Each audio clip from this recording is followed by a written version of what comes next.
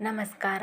ಇವತ್ತಿನ ವಿಡಿಯೋದಲ್ಲಿ ಬ್ರೇಕಪ್ ಆದ ಮೇಲೂ ಆ ವ್ಯಕ್ತಿ ನಮ್ಮನ್ನು ಬಿಟ್ಟು ಹೋದರೂ ಅಥವಾ ನಾವೇ ಅವರನ್ನು ಬಿಟ್ಟರೂ ಅವರ ನೆನಪು ಮಾತ್ರ ಕಾಡ್ತಾ ಇದ್ದರೆ ಏನು ಮಾಡಬೇಕೆಂದು ತಿಳಿಯೋಣ.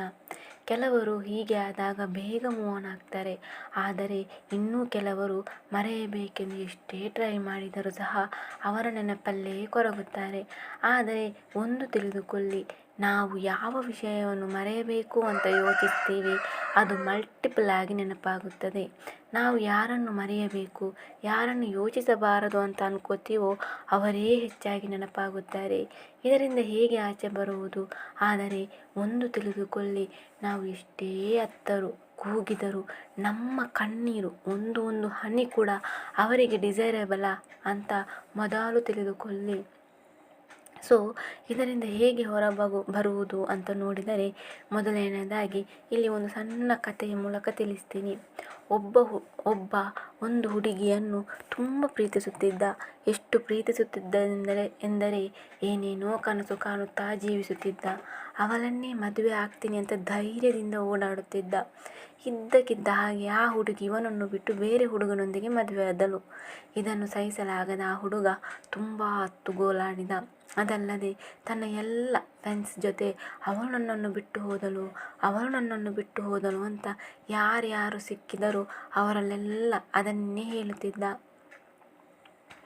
ಪ್ರತಿ ದಿವಸ ಫ್ರೆಂಡ್ಸ್ಗಳ ಜೊತೆ ಇದರ ಬಗ್ಗೆಯೇ ಶೇರ್ ಮಾಡುತ್ತಿದ್ದ. ಕೆಲವರಂತೂ ಅವನು ಸಿಕ್ಕಾಗ ಅಲ್ಲಿಂದ ಎಸ್ಕೇಪ್ ಆಗುತ್ತಿದ್ದರು. ಇವನದ್ದು ಯಾವಾಗ ನೋಡಿದರೂ ಅದೇ ಗೋಳು ಅಂತ. ಆದರೆ ಅದರ ನೋವು ಮಾತ್ರ ಅವನಿಗೇ ತಿಳಿದಿತ್ತು. ಒಂದು ದಿನ ಒಂದು ಫ್ರೆಂಡ್ಸಿಗೆ ಇವನ ಗೋಳಾಟ ನೋಡೋಕ್ಕಾಗದೆ ಅವನನ್ನು ತನ್ನ ಬಳಿಗೆ ಕರೆದು ಸಮಾಧಾನ ಮಾಡಿ ಒಂದು ಸಾಂಗನ್ನು ಕೇಳಿಸಿದ. ಆ ಸಾಂಗ್ನ ಮೊದಲ ಒಂದು ಲೈನ್ ಮಾತ್ರ ರಿಪೀಟ್ ಆಗಿ ಕೇಳಿಸುತ್ತಿದ್ದ. ಮೊದಮೊದಲು ಲವ್ ಬ್ರೇಕಪ್ ಆದ ವ್ಯಕ್ತಿಗೆ ಅದನ್ನು ಕೇಳಿ ಎಂಜಾಯ್ ಮಾಡಿ ಕೇಳುತ್ತಿದ್ದ. ಆದರೆ ಡೈಲಿ ಒಂದೇ ಸಾಂಗ್ನ ಒಂದೇ ಲೈನನ್ನು ರಿಪೀಟ್ ಆಗಿ ಕೇಳುವಾಗ ಅವನಿಗೆ ಬೇಜಾರಾಗ್ತಾ ಇತ್ತು. ಒಂದು ದಿನ ಕೋಪ ಕೂಡ ಬಂತು. ಅದಲ್ಲದೆ ಸಿಟ್ಟಿನಲ್ಲಿ ಅವನ ಮೊಬೈಲನ್ನು ಆಚೆ ಎತ್ತಿ ಬಿಸಾಡಿದ.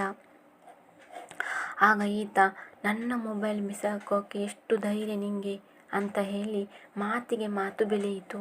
ಕೊನೆಗೆ ಅವನ ಫ್ರೆಂಡ್ ಹೇಳಿದ, ಒಂದೇ ಒಂದು ಸಾಂಗ್ನ ಲೈನನ್ನು ರಿಪೀಟ್ ಆಗಿ ಕೇಳುವಾಗ ನಿನಗೆ ಎಷ್ಟು ಹಿಂಸೆ ಆಗುವಾಗ ಈ ಒಂದೇ ಒಂದು ಲೈನನ್ನು ಕೇಳುವಾಗ ನಿನ್ನ ತಲೆಗೆ ಕೇಳೋಕ್ಕಾಗಲಿಲ್ಲ ಅಂದಾಗ, ಆದರೆ ಒಂದೇ ಒಂದು ಆಲೋಚನೆಯನ್ನು ಪದೇ ಇಷ್ಟು ಸಮಯದಿಂದ ಮಾಡ್ತಾ ಇದ್ದೀಯ ಅಲ್ವಾ, ನಿನ್ನ ಬಾಡಿಗೆ ನಿನ್ನ ದೇಹಕ್ಕೆ ಎಷ್ಟು ಹಿಂಸೆ ಆಗಬಹುದು ಅಲ್ವಾ ಅಂತ ಹೇಳಿದ. ನಿನ್ನ ಮನಸ್ಸಿಗೆ ಎಷ್ಟು ಕಷ್ಟ ಆಗ್ತಿದೆಯೋ, ಎಷ್ಟು ಕಷ್ಟ ಕೊಡ್ತಿದ್ದೀಯಾ. ಹೌದು, ನಾವು ಬೇರೆಯವರಿಗೋಸ್ಕರ ಕಣ್ಣೀರು ಹಾಕ್ತಾ ಇದ್ದೀವಿ ಅಂದರೆ ಆ ಕಣ್ಣೀರಿಗೆ ಆ ವ್ಯಕ್ತಿ ಯೋಗ್ಯನಾ ಅಂತ ಮೊದಲು ನೋಡಬೇಕು. ಇದು ಆ ವ್ಯಕ್ತಿಗೆ ತಲುಪುತ್ತಾ ಅಂತ ನೋಡಬೇಕು. ಯಾವತ್ತು ಯಾರೂ ನಮ್ಮನ್ನು ಅಲಿಸಿದ್ದಾರೆ ಅವರಿಗೆ ನಾವು ಅಳೋದು ತಪ್ಪು. ಅಲಿಸಿದವರು ಸಂತೋಷದಲ್ಲಿರುವಾಗ ನಾವ್ಯಾಕೆ ಅವರಿಗೋಸ್ಕರ ಕಣ್ಣೀರು ಹಾಕಬೇಕು ಅಲ್ವಾ? ನಮ್ಮ ಕಣ್ಣೀರಿಗೆ ಅಷ್ಟೇ ಬೆಲೆ ಇದೆ. ನಾವು ಕಣ್ಣೀರು ಹಾಕುವಾಗ ಪ್ರತಿ ಸರ್ತಿ ಅದು ಒಂದು ಎಮೋಷನನ್ನು ತೋರಿಸುತ್ತೆ. ಹಾಗಾಗಿ ನಮ್ಮನ್ನು ಯಾರು ಬೇಜಾರು ಮಾಡಿ ಅಲಿಸ್ತಾರ ಅವರಿಗಾಗಿ ಕಣ್ಣೀರು ಹಾಕುವುದನ್ನು ನಿಲ್ಲಿಸಿ. ನೀವು ಯಾವ ಮಟ್ಟಿಗೆ ಸಾಧನೆ ಮಾಡಬೇಕೆಂದರೆ, ಈಗ ನೀವು ನೋಡಿದ್ದೀರಾ, ಈ ಕಲ್ಲನ್ನು ಕೆತ್ತುವ ಶಿಲ್ಪಿಗಳಿರ್ತಾರಲ್ಲ, ಅವರು ಒಂದು ಮೂರ್ತಿಯನ್ನು ಅಥವಾ ಒಂದು ಶಿಲಾಬಾಲಿಕೆಯನ್ನು ನಿರ್ಮಿಸುತ್ತಾರೆ. ಆಗ ಅವರು ಆ ಕಲ್ಲಿಗೆ ಎಷ್ಟು ಪೆಟ್ಟು ಕೊಡ್ತಾರೋ ಅಷ್ಟು ಚೆನ್ನಾಗಿ ಆ ಶಿಲಾಬಾಲಿಕೆ ನಿರ್ಮಾಣ ಆಗುತ್ತಂತೆ. ಹಾಗೆಯೇ ನಮ್ಮ ಜೀವನದಲ್ಲಿ ಕೂಡ ನಾವು ಎಷ್ಟು ಕಷ್ಟಪಡ್ತೀವೋ, ಎಷ್ಟು ನೋವು ತಿಂತೀವೋ ಅಷ್ಟು ಉನ್ನತ ಸ್ಥಾನಕ್ಕೆ ನಾವು ಹೋಗಿಯೇ ಹೋಗುತ್ತೇವೆ.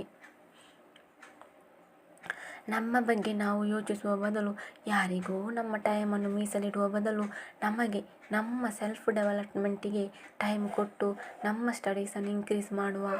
ವರ್ಕೌಟ್ ಮಾಡಿ, ನಿಮ್ಮ ಕರಿಯರನ್ನು ಸೀರಿಯಸ್ ಆಗಿ ತಗೊಳ್ಳಿ, ನಿಮ್ಮ ಲೈಫಲ್ಲಿ ಏನಾದರೂ ಅಚೀವ್ ಮಾಡಿ. ಆದರೆ ಕೆಲವರು ಹೇಗೆಂದರೆ, ಅವರಿಗೆ ಸರಿಯಾಗಿ ಪಾಠ ಕಲಿಸಬೇಕೆಂದುಕೊಂಡು ದ್ವೇಷ ಬೆಳೆಸುತ್ತಾ ಕೋಪ ಮಾಡುತ್ತಾ ಇದ್ದವರಲ್ಲೆಲ್ಲ ಅವರ ಬಗ್ಗೆ ಏನೇನೋ ಕೆಟ್ಟದಾಗಿ ಹೇಳಿ ಬರುತ್ತಾ ಅವರ ದಾರಿಗೆ ಅಡ್ಡ ಬರುತ್ತಾ ತನ್ನ ಲೈಫನ್ನು ತನ್ನ ಕೈಯಾರೆ ಹಾಳು ಮಾಡುತ್ತಾರೆ. ಆದರೆ ಅವರಿಗೆ ಪಾಠ ಕಲಿಸಿ. ಹೇಗೆ ಪಾಠ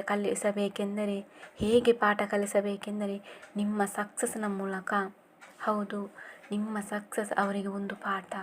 ಯಾವಾಗ ಒಂದು ಉನ್ನತ ಸ್ಥಾನಕ್ಕೆ ಬೆಳಿತೀವೋ, ಯಾರು ನಮ್ಮನ್ನು ಮುಟ್ಟೋಕ್ಕೆ ಆಗದ ಸ್ಥಾನಕ್ಕೆ ಬೆಳಿತೀವೋ ಅದು ನಿಜವಾದ ಸಕ್ಸಸ್. ಅದನ್ನು ಬಿಟ್ಟು ಅವರ ಮೇಲೆ ದ್ವೇಷ, ಕೋಪ ಇಟ್ಟುಕೊಂಡು ಪ್ರಯೋಜನವಿಲ್ಲ. ನಾವು ವಿಷ ಕುಡಿದು ಅವರು ಸಾಯಬೇಕೆಂದು ಬಯಸಿದ ಹಾಗೆ. ನಾವು ಕೋಪ, ದ್ವೇಷ ಇಟ್ಟುಕೊಂಡ್ರೆ ನಿಮ್ಮನ್ನು ಬಿಟ್ಟು ಹೋದ ವ್ಯಕ್ತಿಗೆ ಯಾವ ಹಟ್ಟು ಆಗಲಿ ಬೇಜಾರಾಗಲಿ ಆಗಲ್ಲ. ಯಾಕೆಂದರೆ ಅವರ ಫ್ಯೂಚರ್ ನೋಡಿಕೊಂಡು ಹೋಗಿದ್ದಾರೆ. ನೀವು ಮಾತ್ರ ಕೊರಗುತ್ತಾ ಇದ್ದೀರಾ. Life is one time offer, so use it well. ಒಂದೊಂದು ದಿನ ಕೂಡ ನಮಗೆ ದೇವರು ಕೊಟ್ಟ ಗಿಫ್ಟ್. ಆ ದಿನವನ್ನು ಸಂತೋಷದಿಂದ ಕಳೆದು ಬಿಟ್ಟೋದ ವ್ಯಕ್ತಿಯನ್ನು ಮರೆತು ಅವರ ಯೋಚನೆಯನ್ನು ತಲೆಯಿಂದ ತೆಗೆದು ಅವರ ಆಚೆ ತಲೆ ಕೂಡ ಇಟ್ಟು ಮಲಗದೆ ನಿಮ್ಮ ಲೈಫನ್ನು, ನಿಮ್ಮ ಕೆರಿಯರನ್ನು, ನಿಮ್ಮ ಸ್ಟಡೀಸನ್ನು ಸೀರಿಯಸ್ ಆಗಿ ತಗೊಳ್ಳಿ ಅಂತ ಹೇಳುತ್ತಾ, ಸ್ನೇಹಿತರೆ, ಈ ವಿಡಿಯೋ ನಿಮಗೆಲ್ಲ ಇಷ್ಟವಾಗಿದೆ ಎಂದು ಭಾವಿಸುತ್ತೇನೆ. ಇಷ್ಟವಾದರೆ ಒಂದು ಲೈಕ್ ಮಾಡಿ ಮತ್ತು ಇದೇ ತರಹದ ವೀಡಿಯೋಸ್ಗಾಗಿ ಚಾನಲ್ ಸಬ್ಸ್ಕ್ರೈಬ್ ಮಾಡುವುದನ್ನು ಖಂಡಿತವಾಗಿ ಮರೆಯಬೇಡಿ. ಕೇಳಿದ್ದಕ್ಕಾಗಿ ಧನ್ಯವಾದಗಳು.